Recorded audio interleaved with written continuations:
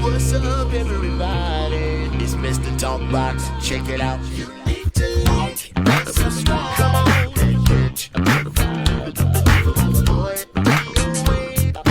DOA playlist. Let's get the funky. YouTube family and YouTube world, I am back. I hope everyone is well and blessed. Like I always say, I mean it. I mean it truly from the bottom of my heart. Before we get started, please go like and subscribe to the page. Leave your comments, your opinions. Give me your ideas, suggestions.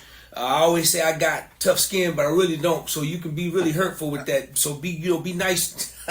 Be nice to your boy. You see what I'm saying? And listen, I'm glad you guys are here today, because I'm sure a lot of people probably, like, some few days ago, couple of weeks ago, whatever, caught an interview I did with this brother on his podcast. Beautiful podcast that this brother got. We're going to talk about it. But I got my dear brother back with me on my thing, and I can ask him the question. I'm putting him in the hot seat today, and I'm happy to have my dear brother hanging out with me. This brother, first of all, he's a funky, phenomenal bass player who plays groove and plays pocket. I gotta be honest with you. Those are my favorite bass players in the world. That's just my preference. That's just what I grew up on. And when I first became aware of this dude, this brother here, I was like, I'm not sure who this brother is. We've never met, but I want to meet him one day, want to talk to him. And I'm thankful to God that we made a connection, and this brother became a part of my life now, and it's part of my life to the end now. But I discovered this brother on social media, on his podcast, doing a few interviews. He was interviewing my brother Eric Pickfunk Smith, and then I just started going through his thing and just watching what he was doing with his podcast, and giving up all this knowledge, and we're gonna get into it, but I gotta set it up correctly. Just get on his page. He's really giving a lot of knowledge to, advanced bass players, beginners. For somebody who's never ever picked up an instrument, I guarantee you, if you go and watch this brother's page, you'll be playing bass guitar. If you never even picked up a bass guitar, you'll be playing bass guitar by the end of the day if you go check this dear brother out, okay? I'm glad to have my brother. I've done enough talking. I'm glad to have this dude, and y'all show your love for my brother, Mr. Ted Gould. That's it, right, brother? You said it right, man. Ted, what's up, man? Checks in the mail, there. The checks in the mail. Look, Mom, on TV. Man, brother, listen, man. I'm so glad you came to hang out with me, man. I know you're busy. I know you're getting ready to take off, and you got, getting ready to go out and do some work and stuff, man. But I'm so glad you found a moment to just hang out with me, man, and come on my platform. And once again, I want to thank you for inviting me on yours. It was an incredible, man. The response from that conversation, man, has been incredible. And so I just hope this one is going to be just as incredible, and I know it will, because I get to ask you the questions this time, bro. And we get to hear your story. It's not going to be about me, but it's going to be about my dear funky brother, man. Ted, how you doing, sir?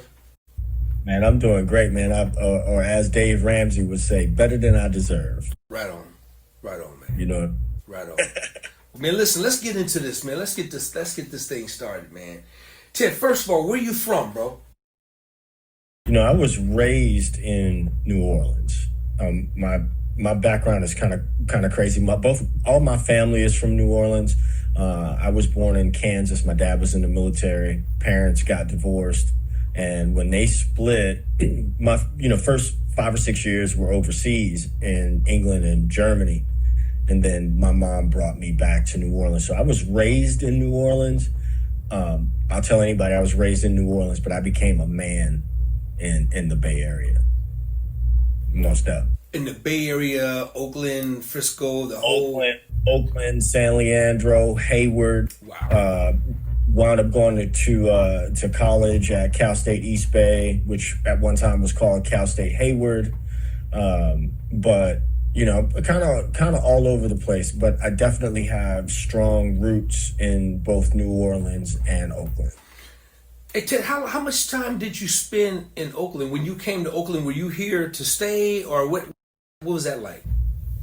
Great question. I moved to Oakland in 1994, and I moved back to New Orleans in 2019 because my mom got sick.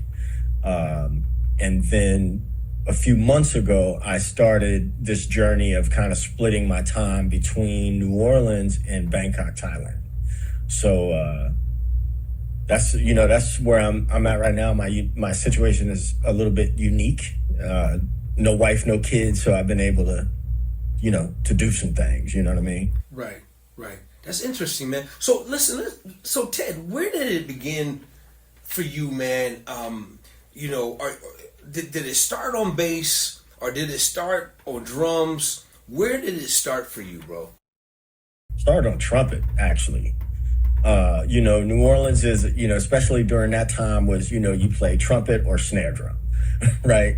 And I was, a little coming from overseas, being in this totally different environment. I'll never forget being in this circle, the music circle, right, with the kids, and I'm shy and stuff. But my cousin was in the class with me, and so the band teacher came around, and she was like, "Who wants to join the band?" And I looked at my cousin. I said, "If you go, I'll go." So, he chose the snare drum, stuck with that for about a week. I stuck with the trumpet until about 6th grade, and then it's about 81, 82. So then I'm starting to hear the funk. Like, I'm starting to hear and pay attention to, Morris Day and the Time and Prince and Gap Band and stuff like that.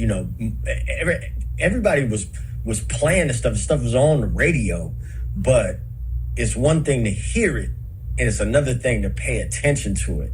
And so then when I started hearing the bass, I'm like, man, I don't really know what this is, but I want to do that thing. And so, although it started with trumpet, really the bass was the thing that got me first, like for real got me. You know what I mean? So you say 81, 82, around that time. Yeah. Wow. And you were what grade were you in, you say, bro? Actually, I'm lying. 6. Let me get my math right. Yeah, it's about 6th or 7th grade. Oh my gosh, man. Bro, I can't believe you way younger. I'm an old fart, man. So you Man, listen, I'm starting these grades keep popping up, man. I was walking, I talked to my neighbor the other day, and he was like, "Well, how old are you?" I said, "Man, I'll be 54 this year." He's like, "Man, I ain't give you that. But you know what they say, bro.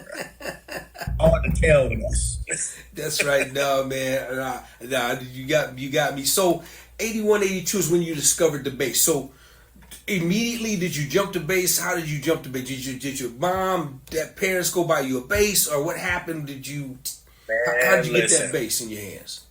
Listen, anybody that's familiar with New Orleans and Mardi Gras and King Cakes, there's a bakery here called Antoine's Bakery.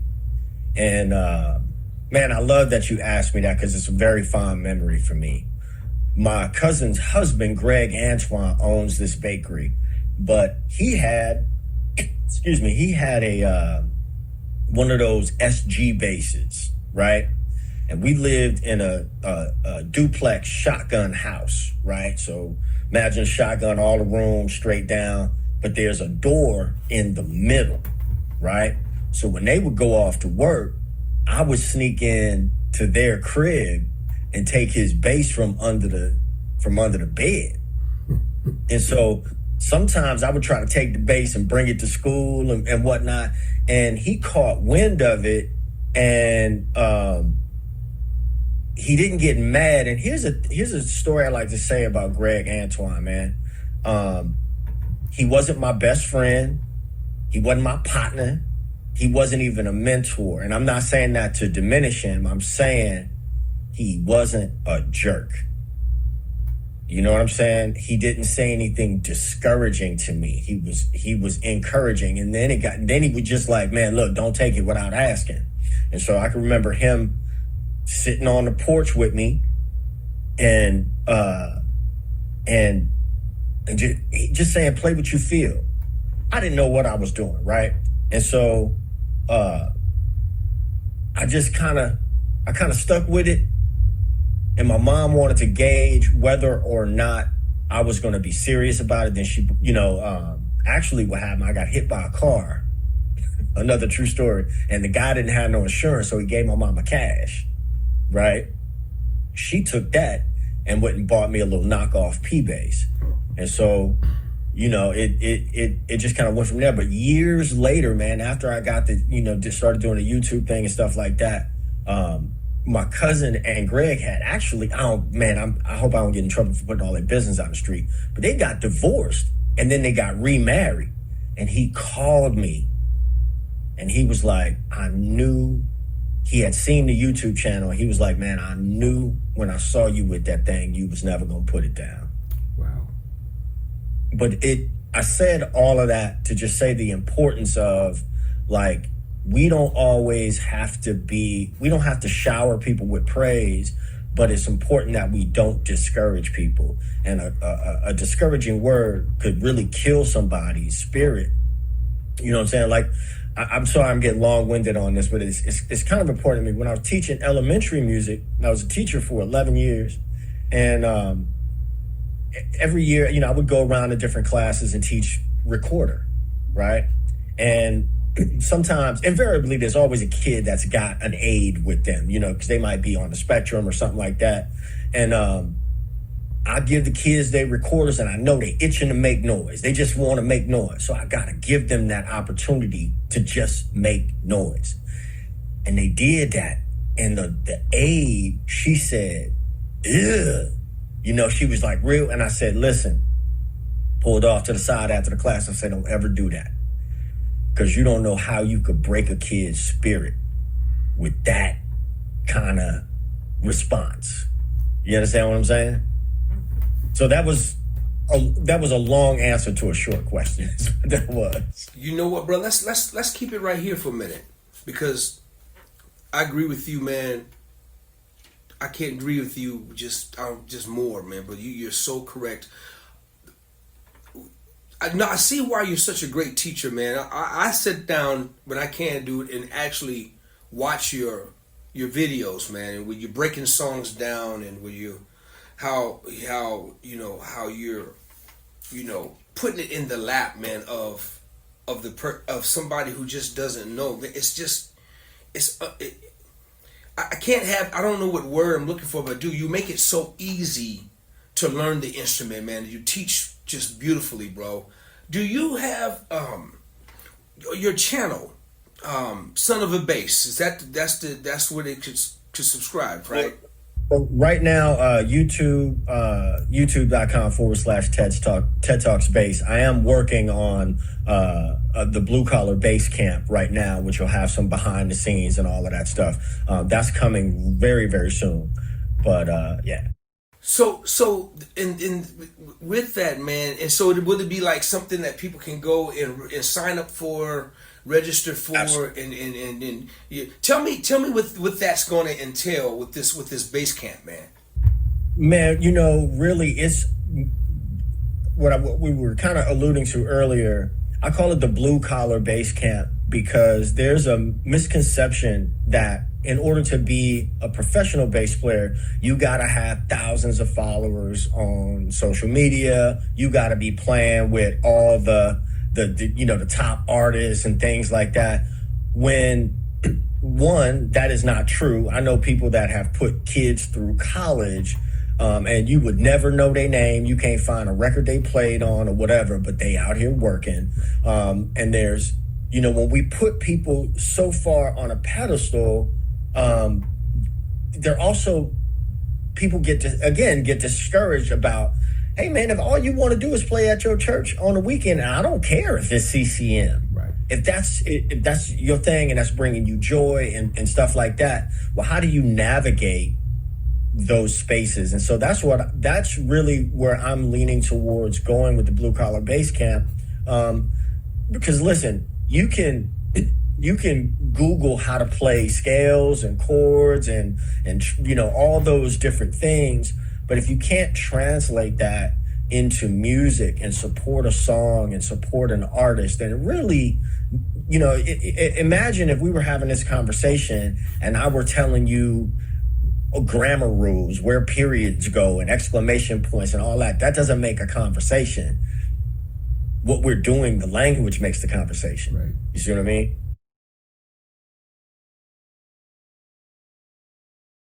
Will there be certain like levels to the camp, like beginners, intermediate, advanced? Will there be different levels to All of the above? I'm gonna be all of the above. I'm gonna be calling in cats like yourself to have different conversations, because at every level there's a new challenge or something to think about. And there's so many different unspoken rules, right? Unspoken rules of the road. I'll give you one. This is so random. I don't want to give it all away, but this is so random. Noodling on stage, right? And I've been surprised at how many cats, particularly younger cats, don't really understand how to navigate a thing like a sound check. You know what I'm saying? Hey man, this ain't your shed time. This ain't your practice time. You know what I mean? People setting up and whatnot. I was MDing a project just recently, and I had to tell a guitar player, hey man, set your thing up. Make sure you got your tones or whatever, and stop until we get to sound checking. You know what I mean? Because once you get to the point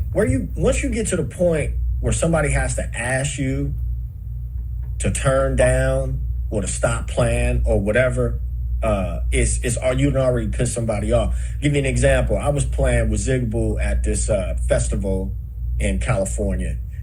Big festival and surprisingly amazing sound to be outdoors, but this big field. You got one stage way over here, and you got another stage over here. And so while one act was playing, the acts on the other stage was setting up, right? And festival time, you're just really getting a line check, right? So the keyboard player is noodling. He just noodling. And Zigaboo, who is the artist, he comes out and is like, yo, don't shed on the stage. He said it just like that. Man, I ain't never seen that keyboard ever again. Wow. Never again. Wow. And there's just a lot of unspoken stuff, man, that we don't think about. We learn all the techniques and you got cats that don't know how to respond to emails within 24 hours. You ain't that busy. I seen your post on Instagram. I'm trying to give you some money. Right. But like Fred Ross say, man, when your phone ain't ringing, that's me calling. There it is, man. Bro, that's good stuff, man. And that's so true about sound checking cats, just kind of, you driving monitored world crazy, you driving house world crazy, you driving everybody crazy because you're trying to figure it out, man. So that's good stuff, man. So you're doing that right now, though, Ted. When like this morning, man, I woke up and I see you breaking down, some Tommy Sims bass lines and breaking it down. And, oh man, Tommy, man, he's just, man, hail to the king, man. He's just phenomenal bass player, producer, just overall, man, he's phenomenal. So I'm watching you break this down, and I'm like, man, you make somebody want to pick up an instrument and learn it, man. So you're great. You have a gift for that, doing that, man. And I see why your channel, what you're doing is already big and phenomenal. And you just keep doing that, man, you guys please go check it out. We're gonna lead you to it a little bit more, but his channel is very educational one-on-one, man. I'm telling you guys are gonna love it. I've even caught a couple of things where you've had a couple of people on the phone, you just having a conversation, and you talking about whatever, a gig night, this or that, just kicking game, that I get to listen in on the phone conversation, and from with you and somebody else, I'm like, this is what I'm talking about. You're getting all this thing, man. So, and then, dude, you just picking up the bass, breaking that stuff down, man. I'm gonna call you for lessons, man, because you have to give me, I got to pick your mind, man, on your technique of teaching, man. But I'm serious, it's a heart attack, because, dude, I'm telling you, y'all gonna find out what I'm telling you is the truth. He makes it really, really simple for you to understand and gravitate to the instrument of bass guitar. Ted, quick question. Do you play guitar, drum, any other thing besides trumpet? And what all instruments you play, bro? I will tell anybody I can dabble with a little bit of, whatever. I could dabble on a little everything, but I play the bass. I wouldn't, I'd be remiss if I took a gig on guitar or anything.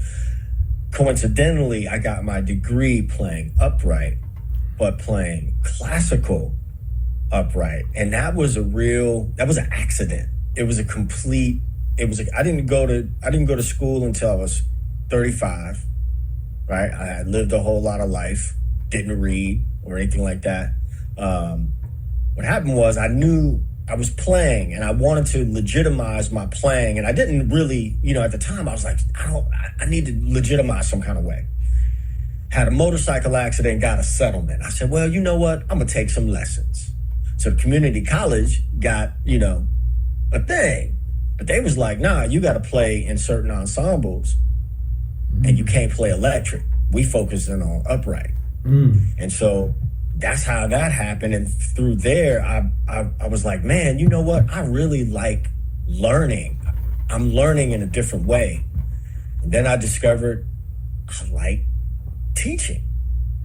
You know what I mean? And that's a skill unto itself. I don't know that I'm working on it. I don't know that I have it. It's something but great players are not always great teachers. And that's not to disparage them at all. It's just that teaching is a completely separate skill. There are cats that I've seen that are mind-blowing with what they're playing, but they don't really have the vocabulary to explain that to someone else. And so it then becomes on that person to have the tools to say, well, how do I learn and what can I take from this thing? When people come to my channel or have any interaction with me, I want them to feel as though we are kicking it in the house, because that's really how I learned, through communion with other musicians. And most of the great musicians that I know learn through communion with other musicians. And so as best I can, I want people to get that feeling when they interact with me. At the end of the day, and I say this to anybody, I really mean this, man, because some cats, and I don't want to go on a tangent on this, but some people are so full of themselves and they love themselves more than they love themselves. And I'm like, man, you know what? I don't know not one bass player that has cured AIDS, cancer, or COVID. So let's just, you call a spade, man. Yes, what I do may make somebody happy in a moment, but at the end of the day, I'm doing what I wanted to do since I was 12, 13 years old. That's it. But let's not make any mistakes. Some things are only as hard as we make them.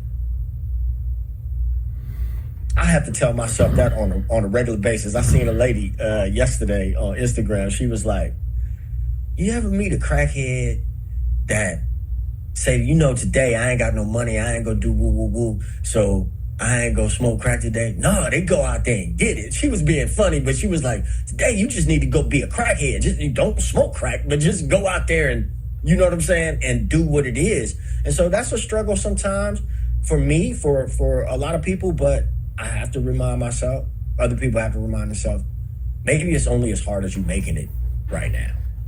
You know what I mean? Sorry, that was another long answer. Man, no. No, bro. Hey, man, that's what we do here. That's what we do on the playlist. We give long answers, man. Either you're gonna listen to it or get to stepping, bro. You know what I'm saying? But let me ask you this: how important? Because you said something that's really good, man. So how important is, as a musician, working musician in this business, man?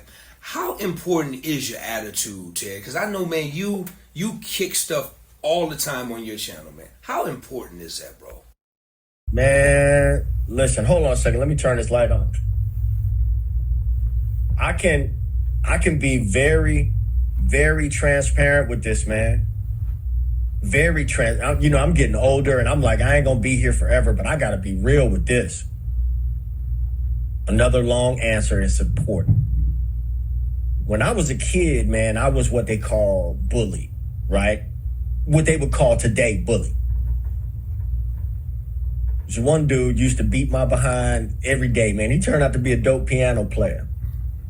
I got about 7th grade and had my first fight, right? I'm only 5'7", so I'm kind of a little guy. But when I saw the reaction from this guy, how he brought home some souvenirs, you know what I'm saying? In my mind, I was like, ooh, I can be aggressive and get a reaction. I can use my demeanor, my attitude, whatever I think about myself to change the mood of a whole room. Took a long time to realize that you can use that power for good, or you could use that power for evil, right? So also coming from, New Orleans, some of the most hot-headed people I've ever met in my life come out of New Orleans. You know what I mean? There must be the humidity or something. And I brought that to California with me. Man, you say something wrong to me, I'm ready to cuss you out. I'm ready to, I'm ready to fight, whatever. I'll tell anybody, man, you know how many bridges I burned off of having a funky attitude behind something? It took a long time to realize that. And I've gone on some apology tours because in the creative space, man, the world is so small. I don't care who it is. The world is small. I don't care what level you on. There are people today that I work with or have worked with that I can trace all the way back to the 90s. People ask me, well, how you get the Thailand and Southeast Asia connection? Man, that's off a dude I met when I was 25 years old. You know what I'm saying? And so attitude, get back to the question, attitude. The wise prophet Kenny Rogers, man, in the book of The Gambler, chapter 1, verse 1, the wise prophet Kenny Rogers said, you got to know when to hold them, know when to fold, know when to walk away, and know when to run. What does that mean? That means, man, somebody might piss you off. Cool. Everybody don't have to know about it. You ain't fooling with this person, everybody ain't got to know about it. You got funk with this person, everybody ain't got to know about it. You don't like the way something is going in rehearsal or whatever, think about what your lane is. You know what I mean? Communication is super key. And everybody's not going to get that. Everybody's not going to get that because I've led projects and I'll tell people straight up, I have a very expressive face. When I get into work mode, I'm working. Sometimes I might look at you like I want to kill you. Do not take that personally. And it's important for me to tell them that up front so that because, and I'm not saying this to big up myself, I'm saying this because it's genuinely who I am. I'm never trying to hurt you. My dad was Chief Master Sergeant in the Air Force. He'd tell his troops, he said, I'm not going to tell you to do nothing illegal, dangerous, or immoral, right? But if I'm on the bandstand, I'm playing key bass, I'm playing bass, I might be singing, whatever. There's only so many switches I got, right? And some people will still take that the wrong way. But then at the end of the day, I'm not in control with how you perceive the world around you, with how you perceive me or whatever. So, the attitude is reciprocal. You see what I'm saying? And being man or woman adult enough, if something goes awry or if a word is said, when can you put your ego aside and say, hey man, you know what, I said something earlier, I ain't really mean it like that. You know what I'm saying? Or whatever. Or to be able to be humble enough to have somebody say, hey man, I'm sorry.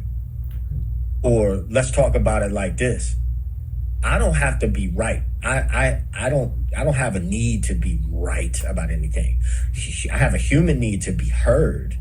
You know what I'm saying? I think everybody has a human need to be heard. I don't need to be right because sometimes I'm not right. You know what I'm saying? But attitude is so important. I know from the opportunities that I lost back in the day because of my attitude and a lot of embarrassment and soul searching on that.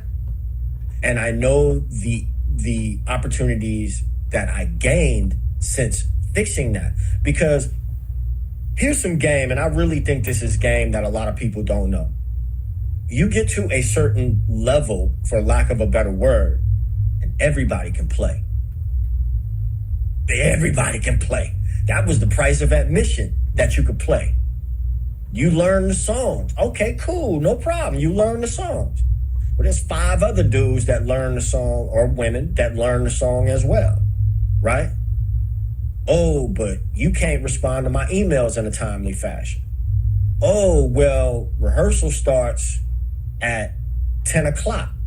And when I say rehearsal starts, now for me, when I say rehearsal starts at 10 o'clock, I'm going to make it clear that you understand that the downbeat is at 10 o'clock. And I've had people ask me, what's a downbeat? I'm like, damn, how did you make it this far and you don't know what downbeat means? Wow. Downbeat means that we start playing the first note, whether you hear or not, at 10 o'clock. And I'm always going to be watching to see who ain't here. You not set up?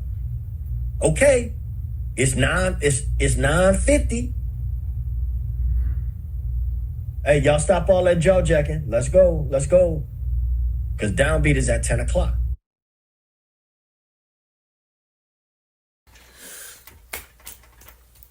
Man, when you see me clapping, bro, you getting a lot of standing ovations today, man. Even the producer Mayo back there clapping. so look. Before you ask me that, if I'm gonna I'm going to hire or recommend like I said, at a certain level, everybody can play. I'm going to hire or recommend the person I know that's going to be the least headache. The least problem. Who ain't gonna give me no problems? That's who I'm calling.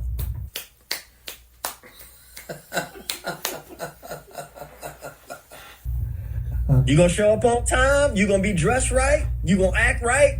You gonna smile and nod? Hey, look, when I'm leading the band, you smile and nod. If we want to discuss something, we can discuss it, no problem. But understand that I have veto power. Right? When you lead in your band, the best leaders are also great followers. When I'm in somebody else's band, and a lot of times that's really what I prefer, is to just be follow direction. Hey, what you need, boss? Because then I'm only there to play the bass. Man, listen. That's so good, bro. That is so good, man. I hope if one person gets it, I'm happy. That's watching. That's all I need. Is just one to really understand what this brother is kicking, because it's so good. It's so good, man. Listen, let's talk. And I'm not gonna hold you much longer, man. But let's talk about the bass, man. I'm a few years older than you, man. But brother, you really have done your work, man. You're a young man with an old soul, man, because you know so much history, knowledge of true bass players, as well as you're so up to date with the modern world, with the new millennials and this whole new thing and this whole transition of bass guitar. You're a pocket player like myself. I'm not a chop guy, man. I never was a guy who had all the. I'm not going to give you Victor Wooten. I'm not going to give you Stanley. I'm not going to give you none of that, man. I'm just going to give you a groove. That's it. That's all. How important is it to you how important playing the how important is to you that you play the pocket and pocket playing?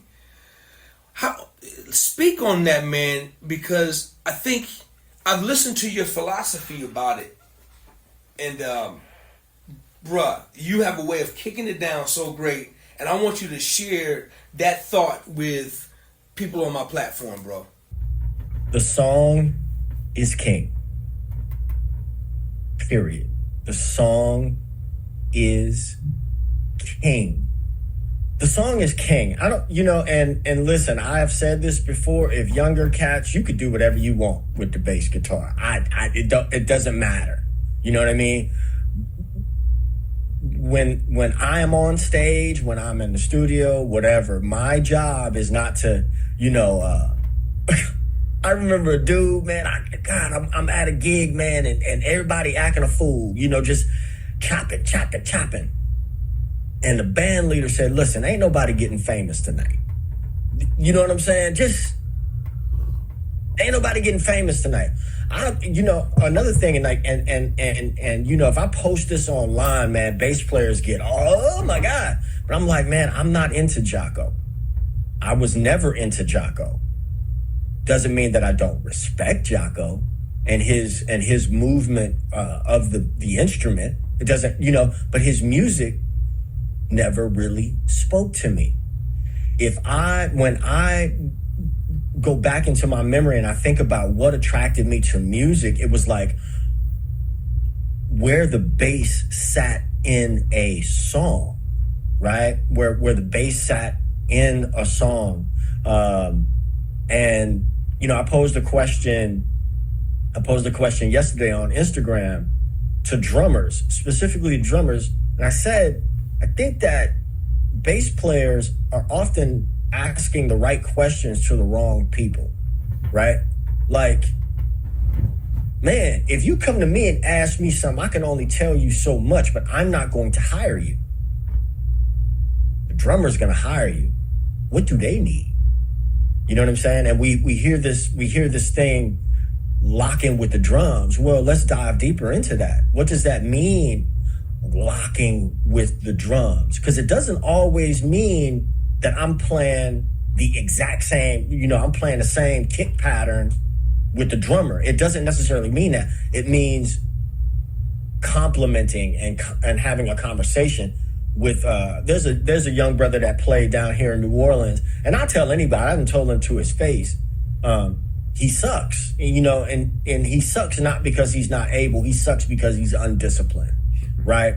And one of these cats, he smoked weed or whatever. Remember this night, man, we had a gig on Bourbon Street, and it's nothing, and gigs down in New Orleans, man, are long, 3-4 hours long, and the people are drinking even longer, right? It is a gym. It's a place where you build stamina like you rarely, unless you second only to the church, right? And so he's having all these conversations about his playing with the keyboard player. I'm like, bro, you supposed to be talking to me. I'm not saying that he don't know nothing, but you're supposed to be talking to me because I'm the one feel like I'm dragging a bag of bricks uphill all night long. So we get on the break and he go outside and he smokes some more weed, and he comes inside. This is a side story, but he comes back inside and I say to him, hey man, you was asking for advice earlier. Maybe you shouldn't smoke weed before the gig. And the brother wanted to fight me. I said, hold on, young blood. I'm technically old enough to be your daddy. I don't fight with nobody. You ask for advice. That's the advice I'm giving you. I know cats that can do that. You ain't one of them. You feel me? And I haven't seen the cat work in the city since. Wow. I don't think it was me, but that goes, once again, you asked me about attitude. So there's attitude. That's an attitude thing, right? You don't care enough to not smoke, get high on the gig. Right. You know what I'm saying? But pocket, we have all these esoteric definitions of what pocket is, or what the one is, or what a groove is, and there's space for that. There's space for it to be esoteric. However, it's also, in my opinion, very concrete, right? When I think about a groove, most things in Western music have it. And it's a repetitive motif that you can always. Can I give you an example? Please do. I don't know if this is going to be a. So Brick House, can you hear my bass? No. Oh man, we might have the Zoom thing on there. I'll have to. Yeah, man. I hate Zoom for this. No. It's all good. So if boom, boom, boom, boom, boom, boom. Anybody knows that as the groove to Brick House, right? Right. But if you listen to the cat on the record play it, it's quite different from the way Ethan Farmer plays it. It's quite different from how you might play it. It might be different from how I play it, but all of those things have similarities, right? Right. But at the heart of that is boom, boom, boom, boom, boom, boom, boom, boom, boom, boom. Some cats might boom, you know what I mean? But it's still, that groove is still in there. Right. I'll give another example. That's good, bro. That's good. I'm not calling any names, but man, I tell anybody, if I get a diagnosis or something and somebody say I'm about to leave this earth, I'm calling names. I'm not calling no names. Okay. But I'm never gonna say nothing that I haven't said to somebody's face. Sure. And a guitar player, solo is behind on. I say, man, how did you grow up in this town and you work so much and all you could do is solo? This is a funk town. You know what I'm saying? And while I'm here, we can't mistake cats that's always working for necessarily being the best. Sometimes they just the people that's available. You understand what I'm saying? That's good. I'm just saying. And that's been me sometimes. That's good. Let me call a spade a spade. Mm-hmm. But I was telling him one day, we were at a gig and the singer called Sweet Thing, which first of all, in the lexicon of American music, a gigging man's music, working man's music, blue collar music, particularly black folk, I figured, man, if you not playing, you not playing Sweet Thing. That's a signature part of the line. I don't care what else you put in there, but if you not playing, right, you ain't doing that. That's not the song. Play that song, man. I don't care if you can inject yourself into it. That's expected that you ingest yourself into it. Nobody wants to hear you play the record verbatim, but you got to understand that record is a hit, for not because of you. I done got on the soapbox. I'm off the soapbox now. I'm off my soapbox. But listen, man. You said some very flattering and nice things. But I'm not trying to humble brag and nothing like that. But a lot of times, man, I look back on my journey and say, I can recognize where I wasted a lot of time with some of the wrong people. Not that they were bad people, but just because they weren't where I wanted to go, maybe focusing on some of the wrong things. I think that I should be way better than I am by my standards on my instrument. You know what I mean? But I'm still living, and every day is a new day to readjust and all that. But I will stand by what I said earlier. I don't know not one bass player, not one drummer, not one keyboard player that has cured AIDS, COVID, or what was the other one? Cancer. Brother, I want to close out with this. I want to talk about. We talked about it on your show, and I want to have a conversation about this.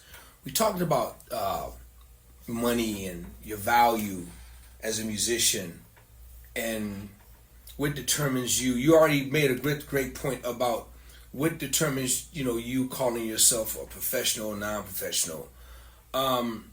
I want to talk about a little bit about, because I know I want you to kick this, man, because I know where you stand with this, and I want you to share it on my platform, because you know, brother, I agree with you once again, man, 100% on your take. I want to talk about pay, money, what you should charge, value.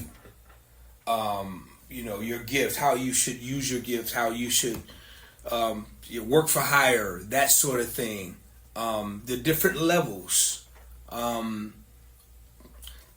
What's your take on the value of Ted Gold? What's your take, man? What is your take on that? And then talk about some of your experiences with other musicians you may have talked to, or where they stand.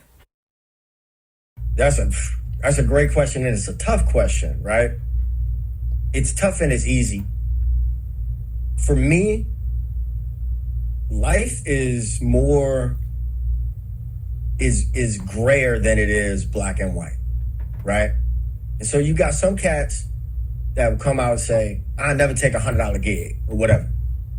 And yeah, that is definitely the standard. Me, I might do that if it's some homies or something like that, and I just want to go out and you know, do something, whatever. You know what I mean? I might do that. But I've also worked myself into a position where I don't have to do that. And people know that I'm not going to do that. The problem with the internet and the world being so small and social media and this sort of microwave mentality that a lot of us get caught up into is that you got cats that are like fresh out of school, no resume. You play at your church. Now you want $1,000 for the gig. You want $300 for the $400 for the gig. Shit, man. I don't look. Okay, so you can play all these gospel tunes, but now we get on the gig and you done demanded $500 for the gig, but you can't do none of the things that I need you to do. You ain't got no experience to do any of that stuff. So I'm saying that it depends. And you had said something when we were talking on my channel that I totally agree with as well. Is like, you do have to get to a certain point. It's like, you know what, there's certain places where I'm not going to be seen. I'm not going to do that because it lowers my value. I did a favor for a guy not too long ago. Very nice man. Very nice man. And he be out there trying to hustle. But I can't do it. I can't walk away from the gig feeling uninspired, tired, and with not enough money. I can't do that, bro. Not even as a favor. You know what I'm saying? Because truth be told, I'm riding around New Orleans, man. I lead a gig. I get hit by a straight bullet, man. I want to make sure that my last gig was about something. You know what I'm saying? Gotcha. But I think it all depends. Like when I do overseas work, right? I'm about to go back out there. You know, I still have a home in New Orleans, you know what I mean? And that home still has overhead, insurance, and, you know, light bill and all of that stuff that needs to be paid. So I need to make sure that the exchange rate is cool, that the money is right enough for me to, at the bare minimum, cover my expenses and then give me a little, what we call land yap down here in New Orleans, little something extra, you know? But it all depends, man. It all depends. I think there's definitely levels, and you got to know when the time is right to draw that line. If I were, man, I know I'm getting long-winded. If I were to give any advice, say for musicians about to enter the world, 18, 19, you're, 20 years old, I would say, man, really learn as much as you can about this industry and get some sort of general idea of what you want to do. Where you want to be in 5 years. I got to plug her. I have a former student. Her name is Elise. It's stylized as 3Lease on Instagram. And she is just killing. She's absolutely killing. If you look on my channel, there's a Prince tribute, 20-minute Prince tribute that we did with high school students. You know, Eddie M came out, you know, Zena Escovedo came out. It was just killing. And she's blowing up. But I remember she's about to graduate from high school. And she's just in this space. And I say, Elise, we standing in the hallway at Merritt College. You know Merritt College. And I said, see that water fountain down there? That's your goal, right? Now, you can walk straight to it, but you got all these doors on the side. And you could walk into any one of these rooms and open some drawers, and you might see something that is related to your goal or not, right? You got to keep your mind on the goal, right? You can get distracted here and there. And what I'm saying is, got too many cats out here go and lose sight of what the goal is. Find what your checkpoints are, right? Find what your checkpoints are. And if this is something that you really, really want to do, it's okay to have a parallel. I don't believe in not having plan Bs. But if you're going to have one, I think having one under the umbrella, you know what I'm saying, of the industry. Because as you said before, the days of the $1 million bass player, you know, those are over.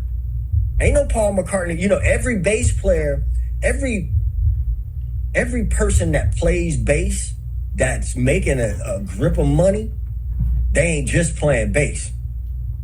Look at Sip the Tea. They just not playing bass. They writing, they producing, they doing all this other stuff. Yeah, those are plan Bs, Cs, Ds, all that, but they all fall under the same umbrella. Yeah. The same umbrella. So if you have those time stamps, man, and be flexible in your thinking. I think being flexible in your thinking is, and I'm not saying be loose with your standards. I'm not saying be loose with your standards. I'm not saying lose sight of your goals. I'm not saying just tap out. I'm saying, hey, my standard is, I'm going to leave you with this because I know I'm getting long-winded. I'm an only child, right? And I know that my mother, before she left this earth, would have wanted grandkids. That would have been one of her greatest joys. But and when I look back on getting married, in hindsight, I think I did that so she could see a wedding. You know what I mean? But my whole point is, when people ask, well, why don't you have kids or whatever, the answer is, I'm self-aware enough to know that I was so fixated on this other thing. For me, I didn't want kids to get in the way of that. You know what I mean? That was my journey. So, and those standards develop over time, but the window, especially for young players, man, the window is small. You're like an athlete, right? You're like an athlete. You in your 20s, man, it's cool to be a broke musician in the van in your 20s, right? And even maybe dipping into your 30s a little bit. But the North Pole may not be playing with Beyonce or whatever. The North Pole may be being, you know how many cats, man, have been professors at colleges, cats that are touring with musicals, and they doing all this different stuff within the industry, man. Don't nobody know their name. I'm thinking about George Farmer in New York was with, damn it, DOA, I'm gonna stop here. Go ahead, man. When I went back to school, I didn't read. 35, didn't read. Learn how to read. And I'm not saying that you have to do that, but for what I wanted to do, it was important, right? George Farmer was, I was the only black dude in the Bay Area that was playing theater gigs. And theater gigs were steady because you know they gonna run for 1 or 2 months. You know what I'm saying? George Farmer was doing Ain't Too Proud, the Temptations music. He coming from New York, right?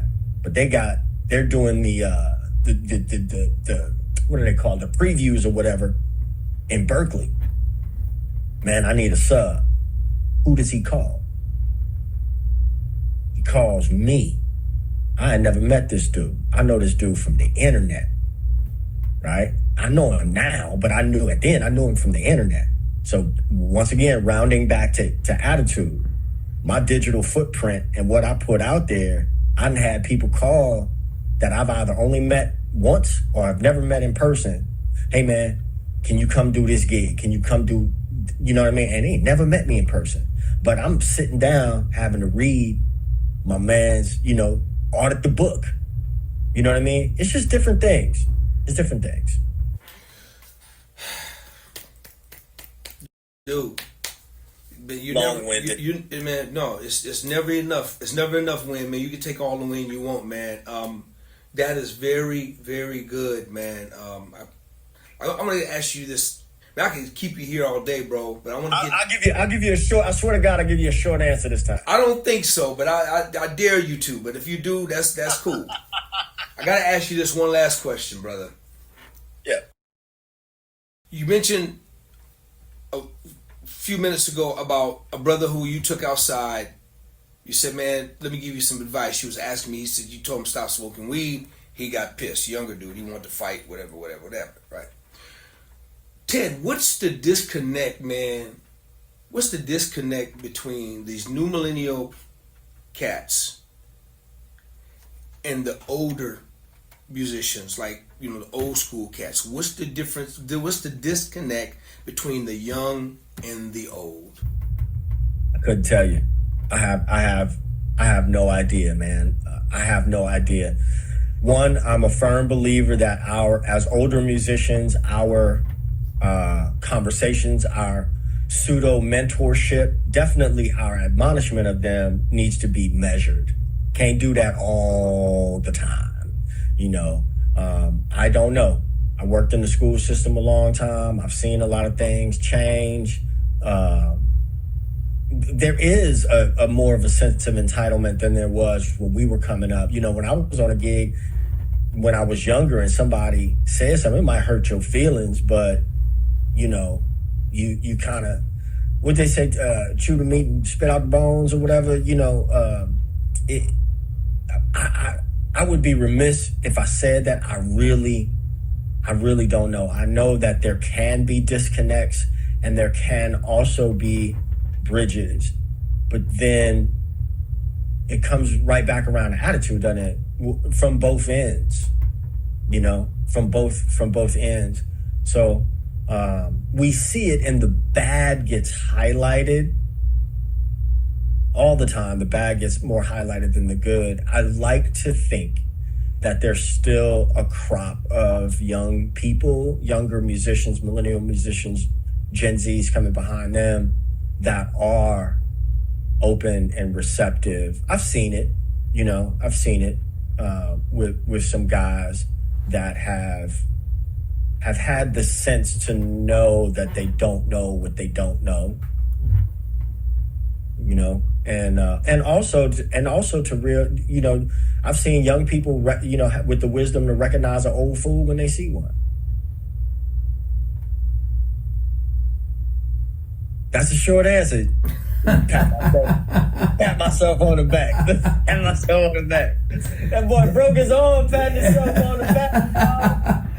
Hey man, real quick, Ted, let's talk about some of the real quick, man. So you got some projects. You got a body of work out there, correct?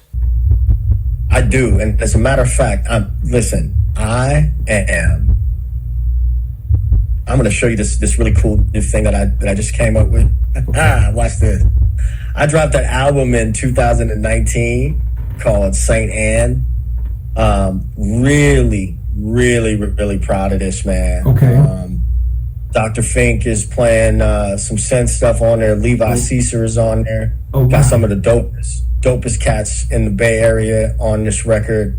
I'm really, really, really proud of this album. And folks can get it directly at brothertheodore.bandcamp.com. Y'all, please, man, I'm going to go check that out today, bro. I'll download it and get it, man. Wow, what a band, bro. Yeah, man. I just want to tell a story of this album real quick. I'm going to try to keep it short. But I knew I was going to have to return back to New Orleans. And you asked me about Bliss.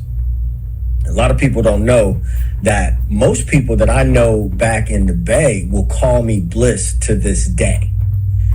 I was leaving New Orleans in my mid-20s, and I was running. So I was running, right? And so then one night, man, I happened to be listening to a bootleg Prince song called Bliss. And so I said, man, I'm going to change my name to Bliss. I'm going to introduce myself to, when I first got out there. And so when I got out there, Derek Graham, Larry Graham's son, had a band called Bliss. So I changed the I to a Y. And that's what everybody knew me as, and they still know me as. But, as it came time for me to return home, I was getting older, and I said, it's time to retire this. You know what I mean? So I went back to my given name of Theodore for this record. And so I'm going to just say it is a phenomenal album, and it is not a phenomenal album because of me. It's a phenomenal record because back to attitudes and relationships. There are people that I have played countless gigs with, people I've forged friendships with. You know what I mean? Yes, I was able to raise money to get the album done, but I couldn't pay them cats what they were worth. And it is a great sounding record that stands up because of them. Right on, man. Right on, dude. I'm gonna definitely check it out. You guys, please go download this record. I'm gonna do the same and support my brother. And now, how long ago did you cut this record, Ted? I actually dropped that record in 2019.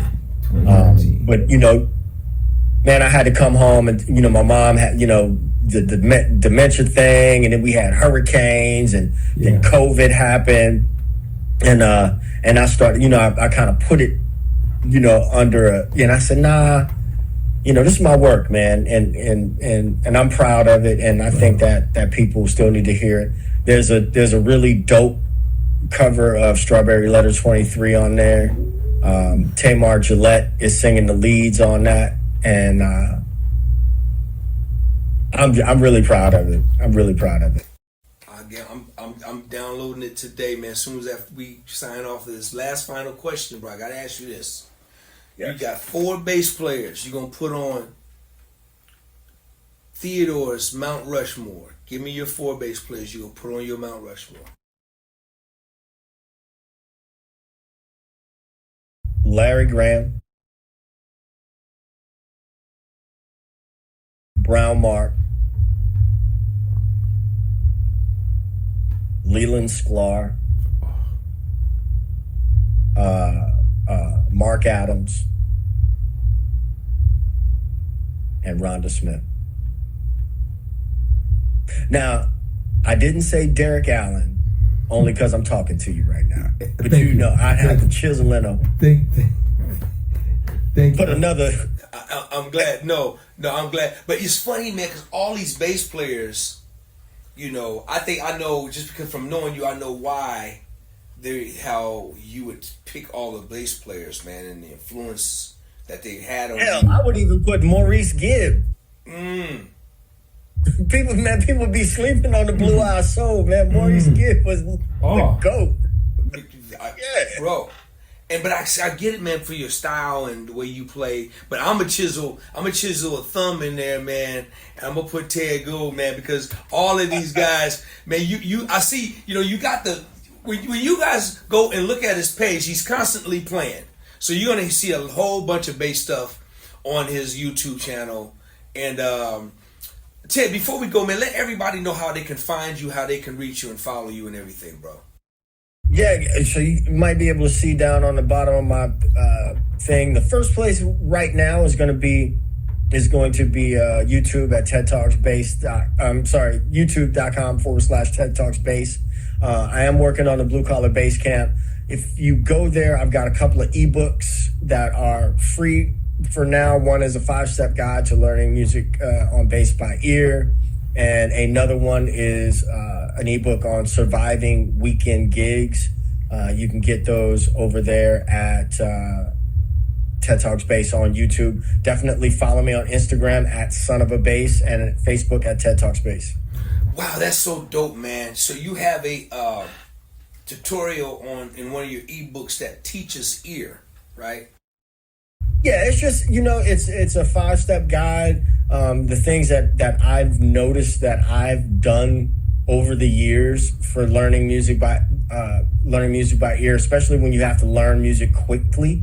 You got a gig coming up and, oh man, the set list is 14, 20 songs or whatever. How do I retain all this information? Man, dude, I've been all over your page. I don't know why I want to say I went and checked that out or something like that when you were talking about that, how you specifically train your ears on. But I advise anybody, because I get asked that question all the time. Yo, DOA, man, how do I make my ears better? I'm like, man, I don't know. What are you asking me that? So I advise anybody to go check out my brother's page and get some of those nuggets that he got. The brother just said it was a free. You said free, bruh? They free for now. As I build up this mailing list, they free for now. There you go, man. There you go. Ted, man, I can't thank you enough, man, for this knowledge. Brother, you were not long-winded at all. My job was just to make sure I listened. Check's in the mail, Derek. The check is in the mail. No, my job was to just to listen to what this brother is saying, man, because you kicking good stuff, brother. And it's very educational, man. And I really just appreciate you hanging out with me. Hanging out with me on the channel, man. It means a lot to me, bro. I want to thank you so much for hanging out with me. This conversation was super dope, man. Anytime. I sure do appreciate it, man. For sure, man. So what you working on right now? Where you headed right now? Who you headed out there with? What are you doing real quick? Man, I'm flying out tomorrow to go to Miami and then get on this ship to go play a Jimi Hendrix tribute for a week with this really talented brother named Trevor James. And Trevor, he doing all the Jimmy stuff, but I know him. I met him as a bass player. Okay. Another cat that I just, have known for years and years online. We hooked up at NAMM, and then, hey man, can you come do this thing? And which is really flattering, and I'll leave you with this, is to have a bass player who you imagine has their pick of bass players to call. Sure. To call you to play bass for them is I'll take some pride in that. Right on, man. Right on, brother. Right on. YouTube family, listen, I hope and pray that you guys really go and follow this brother. I mean, his platform is huge. It's very informative. So go check this brother out. You're gonna thank me, and then then thank me. Then Ted, put that check in the mail. I'll be waiting on that check when you talking about. Right on. The check's in the mail. All right on. Hey y'all, please go like, subscribe to the page, leave your comments. Check my boy Ted out. Let him know how much y'all appreciate him and what he's giving to y'all. And y'all better get it now, because like he said, it's free 99 for a minute. It's getting ready to change here. It's getting ready to change. So y'all better go get that wisdom. Listen, I want y'all to do me a favor. Show your love, deep appreciation for Son of a Bass, a.k.a. Bliss. a.k.a. Bliss. TED Talks Bass. My dear brother. My young brother. For life. Man, thank you for being a part of my life from here on in. I appreciate you, brother. For real, man. Get you, man. Very smart. Man. Y'all be good. Y'all give your love for my dude, Ted. Mr. Ted. Goo! Thank you, man.